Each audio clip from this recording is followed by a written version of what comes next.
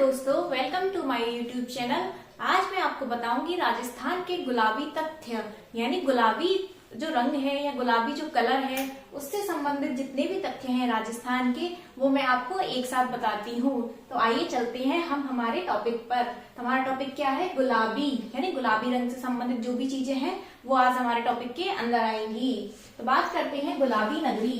तो गुलाबी नगरी किसे कहते हैं? तो गुलाबी नगरी कहते हैं जयपुर को। गुलाबी नगरी किसे कहते हैं? जयपुर को। और शासक राम सिंह द्वितीय ने गुलाबी रंग से रंगवाया था जयपुर को।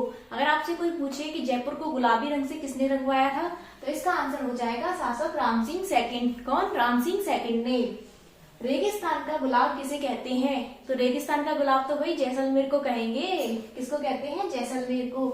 गुलाब मंडी कहाँ है? जो वैलेंटाइन डे पे गिफ्ट करते हो ना गुलाब, उसकी भी मंडी कहाँ है? उसकी मंडी है पुष्कर में। तो अगली बार कहाँ से लेके आना है आपको? पुष्कर से। तो गुलाब मंडी कहाँ है? पुष्कर, अजमेर में। गुलाबी क्रांति जो है वो किससे संबंधित है? तो गुलाबी क्रांति संबंधित है झींगा मछली तथा प्याज के उत्पादन से संबंधित है। झींगा मछली और प्याज दोनों गुलाबी गुलाबी होते हैं, तो उनके उत्पादन से संबंधित क्रांति है गुलाबी क्रांति। वो इनके उत्पादन को बढ़ाने के लिए की गई थी। गुलाबी रंग का संगमरमर कहाँ पाया जाता है?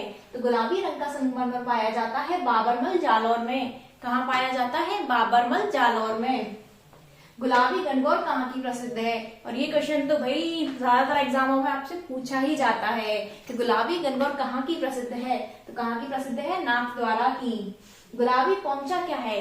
या गुलाबी पोंचा कब भेंट किया जाता है? तो गुलाबी पोंचा भेंट किया जाता है पुत्री जन्म पर। जब किसी महिला की पुत्री होती है, तो पुत्री जब जन्म लेती है तो उसको क्या पहनाया जाता है? गुलाबी पोंचा। और अगर पुत्र पैदा होता है भाई, तो पुत्र के लिए क्या पहनाते हैं? पीला पोंचा। कौन सा पोंचा? पीला पोंचा। गुलाबी पोंचा पुत्री जन्म पर। गुलाबी बावड़ी कहाँ है? तो गुलाबी बावड़ी है बूंदी में।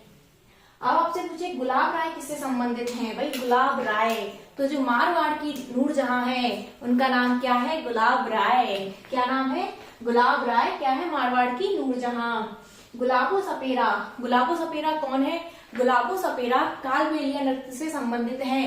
कालबेलिया जाति के जो नृत्य है, एक बिथोड़ो है, बिथोड़ो नृत्य और एक और भी है, दो नृत्य हैं। तो कालबेलिया जाति के जो नृत्य हैं उनसे संबंधित है गुलाबो सपेरा। इनको पद्मश्री भी मिला हुआ है। इन्होंने कालबेलिया जाति के नृत्य को राष्ट्रीय स्तर, अंतर्राष्ट्रीय स्तर पर पहचान दिलाई है।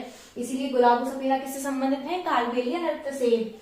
गुलाबी वस्त्र, जो गुलाबी वस्त्र है वो कौन पहनते हैं? तो गुलाबी वस्त्र पहनते हैं राम स्नेही संप्रदाय के जो अनुयायी हैं, वो गुलाबी वस्त्र पहनते हैं। कौन से संप्रदाय के? राम स्नेही, यानी राम जी से स्नेह करने वाले जो लोग हैं वो क्या पहनती हैं? गुलाबी वस्त्र पहनती हैं। और जो पुत्री को जन्म देगी वो क्या पहनेगी? गुलाबी पोंचा। और गुलाब राय मारवाड़ की नूरजहां, गुलाब की मंडी पुष्कर में। अब आपसे पूछा जाए कि गुलाब खान का मकबरा कहाँ है? तो गुलाब खान का मकबरा हो जाएगा जोधपुर में। कहाँ पर है?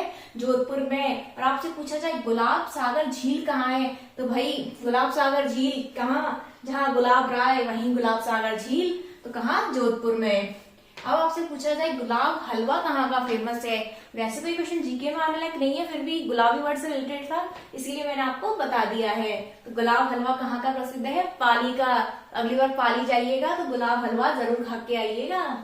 गुलाब से इत्र बनाने की विधि का आविष्कार सर्वप्रथम अस्मत बेगम ने आना सागर झील के किनारे किया।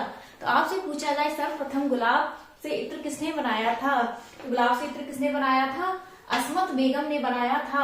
आना सागर झील कहाँ है? अजमेर में। उस झील के किनारे पर अस्मत बेगम ने गुलाब से इत्र बनाने की विधि का आविष्कार किया था। तो मेरे हिसाब से आपको गुलाबी वर्ड से संबंधित सारी चीजें मैंने बता दी हैं। तो ये आपको फैक्ट याद रहने चाहिए और एग्जाम में आए तो आप आसानी से इनको याद कर लीजिए। गुलाबी वर्ड से संबंधित आप कंफ्यूज नहीं होंगे। तो धन्यवाद और देखते रहिए हमारी वीडियो।